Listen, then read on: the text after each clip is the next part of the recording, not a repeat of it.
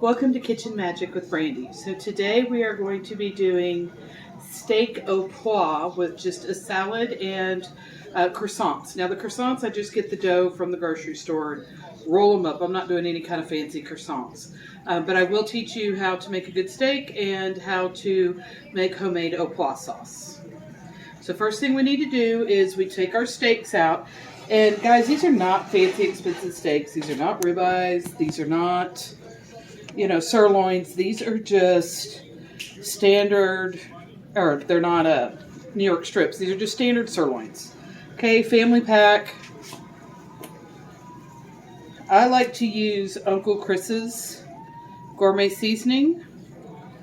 So that's what I'm going to generously season both sides with. But I did take these out of the refrigerator about 30 minutes ago so they could start coming up to room temperature a little bit. Let's flip that over. Get the other side seasoned.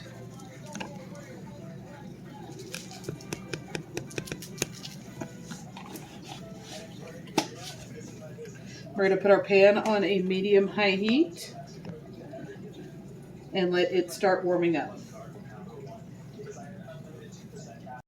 Okay, so I just get the Grams croissants. You can make croissant dough. I tried it once. It was an epic fail. And it took like a ridiculous number of hours.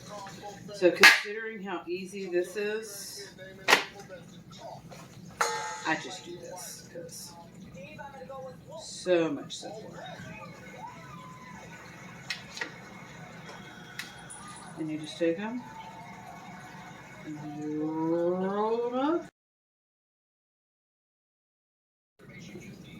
Alright, down to the last couple.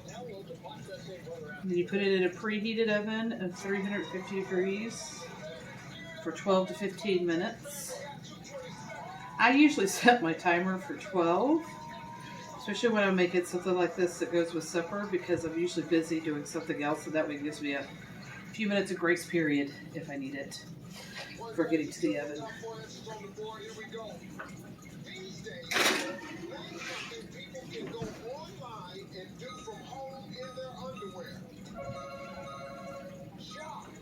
Alright. Okay, you can see our pan smoking a bit. There's steak in there.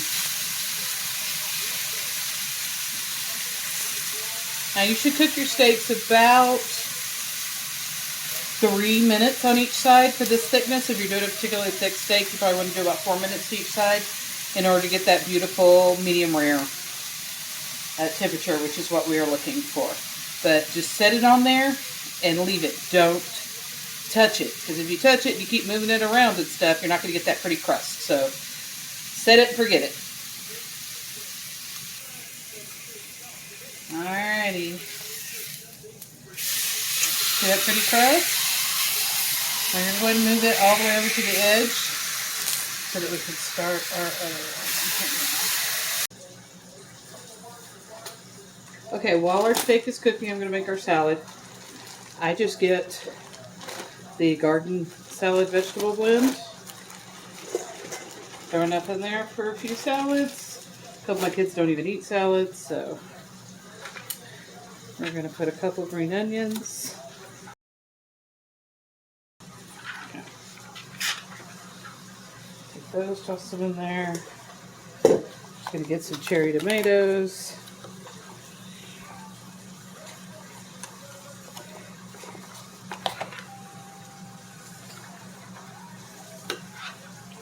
Quarter them up. Well, according to my timer, it is time to flip this.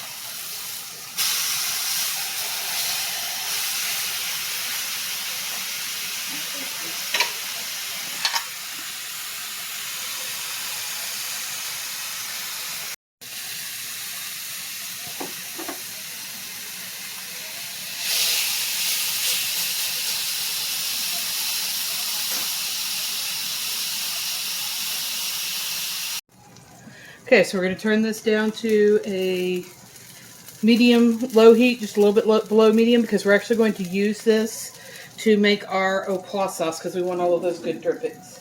Now our timer went off, so let's check on those croissants. Oh my gosh, they smell so good. They look beautiful, don't they? Okay, so for our au poivre sauce, you are going to need to use brandy.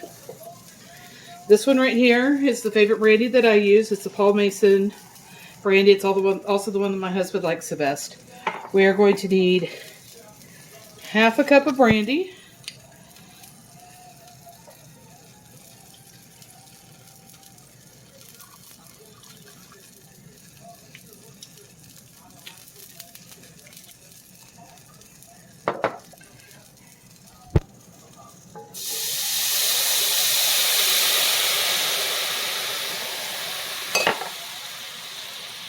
And you're going to need a cup and a half of heavy cream.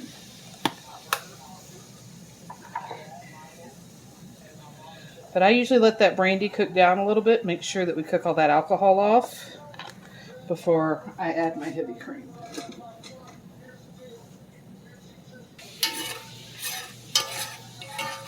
So we're just cooking this to make sure we get that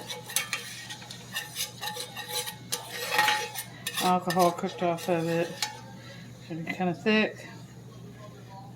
We'll add 1 cup of heavy cream.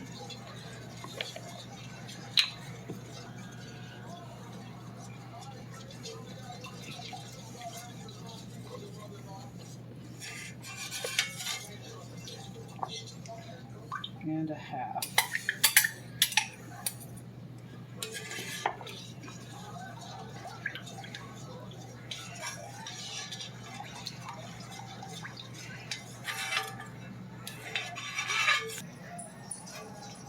Okay, we have this cooking.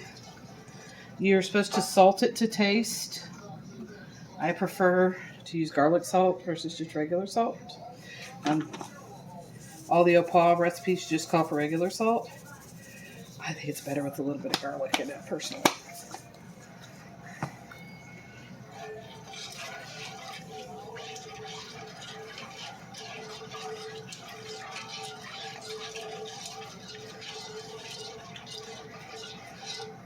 Here, we're going to turn this up a little bit. Let it thicken. Because it's supposed to be thick enough to where it'll readily coat the back of the spoon. I think we're pretty much there. Still see a few blank spots. Once this kind of thickens up, you're supposed to add 2 tablespoons of cold butter and then stir that in, and your au poivre sauce will be done. Let's get our 2 tablespoons. On your butter thing, it actually shows you where your tablespoon markers are. I break it down when I put it in. I find it just easier to get it all nicely stirred in and coated. Break it down a little bit.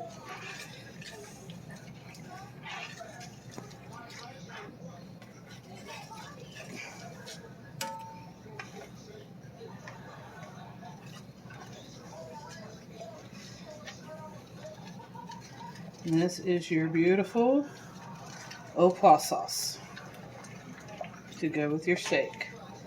Now our steaks have been resting, so let's go over there and get those sliced.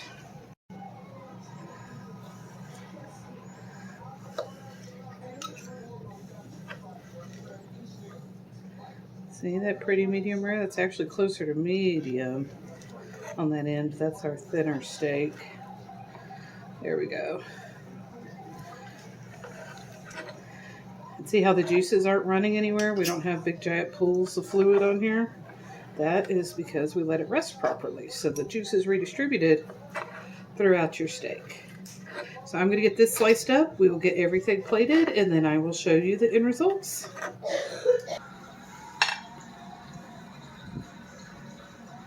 I hope you enjoy.